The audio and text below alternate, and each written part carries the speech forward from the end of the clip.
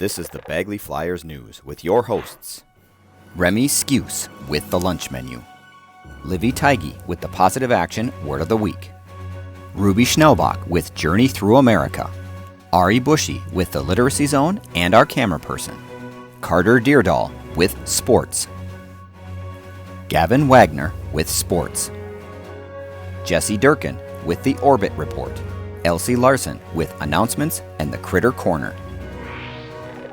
The lunch menu for this week is, on Monday, orange chicken, brown rice, broccoli, and peaches. On Tuesday, sub sandwich, sun chips, baked beans, fresh veggies, and fruit cocktail. On Wednesday, spaghetti with meat sauce, green beans, pears, and garlic bread. On Thursday, chicken wrap with veggie fixings, black beans, and salsa, and applesauce. On Friday, tater tot hot dish, corn, mandarin oranges, and bread. Bon appetit. Here's this week's Journey Through America. This week we are finishing up states in the Midwest with a few quick facts about Iowa, Michigan, and Ohio. Iowa's state capital is Des Moines, and it became the 29th state in 1846. It ranks 23rd in size and 30th for population. Michigan's state capital is Lansing, and it became the 26th state in 1837. It is the 11th largest state and 10th largest for population. Ohio's state capital is Columbus, and it became the 17th U.S. state in 1803. It is the 34th largest state, but ranks 7th for population. Let's send it over to Ari for cool places to visit in these states.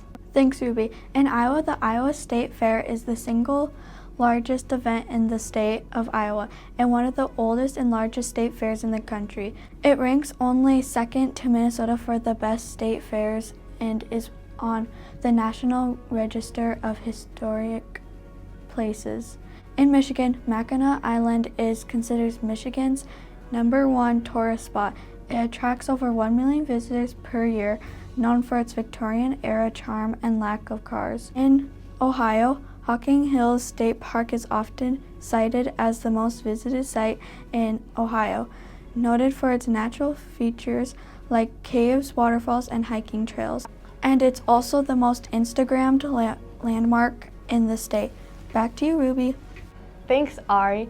Well, we don't have travel guides for any of these states yet. Some are on the way and will be available for you to check out in the library. You can find out more about the lakes, land, hills, capital, and storied and scenic cities of Iowa, Michigan, and Ohio by navigating to traveliowa.com, michigan.org, and ohio.org. If you visited some cool places and would like to add your picture to the wall in the library, you can either bring in a picture or have your parents email the picture to Mr. Reynolds, and his email is listed below. We'll hope you join us on our journey through America. See you for our next adventure. In our literacy zone, you are learning perspectives in literature. If a character tells a story using I a lot, it means they're telling you their own perspectives. If the narrator talks about characters using he or she, it is a third-person perspective and a little more detached and not as personal. Imagine a story about two friends playing with a toy car. One friend might think it's super fun because they love cars, but the other friend might be bored because they prefer playing with dolls. In this story, you could read about the playing with the car from the perspective of each friend, seeing how each one feels about the toy differently. If you're looking for book ideas about perspectives in literature, you can ask Miss Hancy for help. Remember, reading is like a superpower. It helps your brain get stronger and lets your imagination grow. This week's positive action words of the week are money and possessions. Money is the official currency issued by a government like paper or coins that we use to buy things. A possession is something that belongs to you. We use money to buy things. When we buy things, we own them and it becomes our possession. However, while something might be expensive or cheap, its value is measured by the memories it holds. If you have a favorite stuffed animal that's one of your possessions, and it may even be your prized possession, it's difficult to tell someone how much money something is worth because a possession isn't always as valuable as the money you spend, or it can be more valuable than the money you paid for it, depending on the memories that go along with your possession. Those are the positive action words of the week: money and possessions. Here's what's happening in sports this week. On Monday, boys junior high basketball has a home game at the elementary against the Clearbrook Gonvick Bears, and hockey has a home game against the Crookston Pirates. On Tuesday, girls junior high basketball has a game at Waban High School against the Monoman Waban Thunderbirds. Basketball has a home doubleheader against the Walker Hackensack Akeley Wolves, and wrestling has a varsity triangular at Thief River Falls. On Thursday, hockey has a game at Red Lake Falls Arena against the Eagles. Varsity basketball has a home doubleheader against the Climax Fisher Knights. On Friday, varsity basketball has a doubleheader at Winniemac against the Patriots. Hockey has a game at Moose Lake Arena against the Rebels, and wrestling has a varsity tournament at Grand Forks Central High School. On Saturday, dance has a meet at Detroit Lakes High School, and wrestling finishes their tournament at Grand Forks Central High School. In Home Team Heroes, we spotlight famous athletes from the state we are studying. This week, we take a quick look at 3 famous athletes. Dan Gable is a famous wrestler and coach who was born in Waterloo, Iowa in 1948. As a wrestler, he had 3 undefeated high school state championships, a 1968 and 1969 NCAA individual championship, a 1971 world championship, and won a gold medal at the 1972 Olympics. As a coach, he led the University of Iowa to 15 NCAA team titles and 21 Big Ten titles. Coached 152 All-Americans, 45 national championships, and 12 Olympians. Earvin Magic Johnson is a famous NBA player born in Lansing, Michigan in 1959. Magic Johnson played for the LA Lakers, and Magic won 5 NBA championships, 3 NBA MVP awards, and 3 NBA Finals MVP awards. He was a 12-time NBA All-Star, 9-time All-NBA first-team selection, and won 2 NBA All-Star Game MVP awards.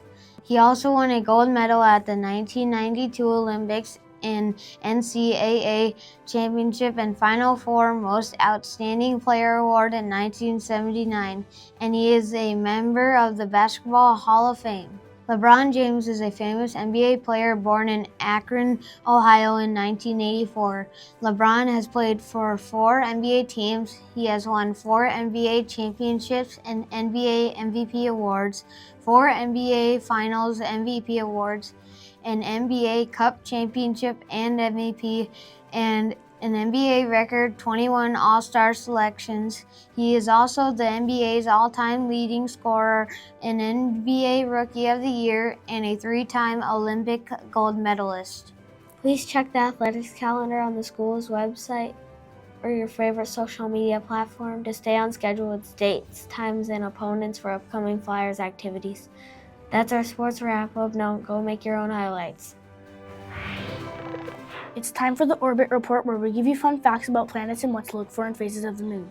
Since we have looked at all of the planets in our solar system, this week we are going to share some fun facts about our solar system before we take another look at planets again.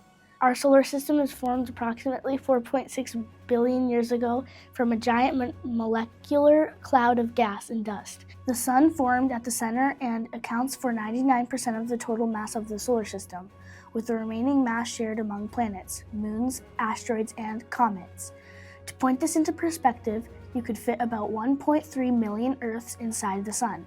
There are 5 officially recognized dwarf planets, and they are Ceres, Pluto, Haumea, Makemake, nicknamed Easter Bunny because it's kind of pink and was discovered around Easter time, and Aries. For the moon phase this week, it will be in a waning gibbous phase. The moon has an illumination of 81%, and it is 19 days into its 29-day cycle. On Thursday, the moon will be in its last quarter phase. This phase occurs roughly 3 weeks after the new moon, when the moon is 3/4 of the way through its orbit around the Earth.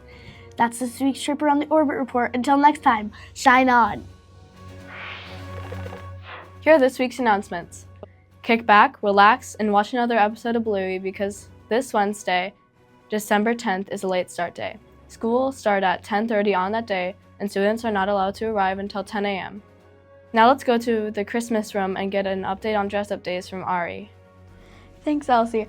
We will have dress-up days starting next Monday. Monday, December 15th is Green or Grinch Day. Tuesday, December 16th is Flannel Day.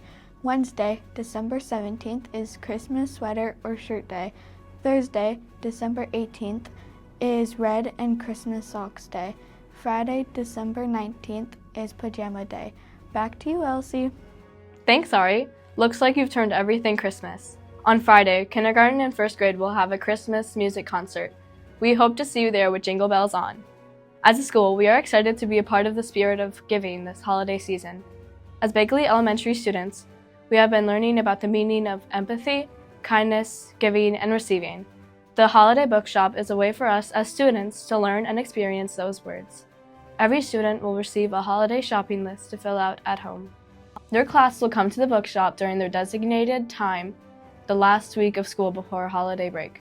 You are encouraged to bring the holiday shopping list to the bookshop to help you choose books for family members. Volunteers will guide and assist you to find a book that best suits the people on your list. You can choose up to 4 books total. Once the books have been selected, a volunteer will bag all books together and take it for you to take home. Finally, in our critter corner, since it's been so cold outside, let's look at some fun facts about penguins.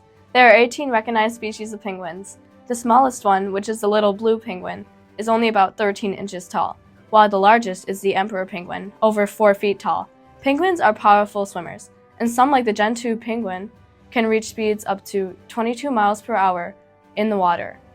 Their black backs and white bellies are a form of camouflage called counter shading that helps them hide from predators by blending in with the dark ocean, and below by blending in with the bright sky. Penguins are found almost exclusively in the southern hemisphere, from Antarctica to South America, Africa, Australia, and New Zealand. Despite what you might see, penguins and polar bears never live together in the wild, as polar bears are only in the Arctic and the northern hemisphere. From my flippers to your screens, keep it cool. Until next time, have a good week! Thank you for watching our latest newscast. If you enjoyed our news, please show your support by liking and subscribing. Also, don't forget to hit the notification button so you don't miss any new post.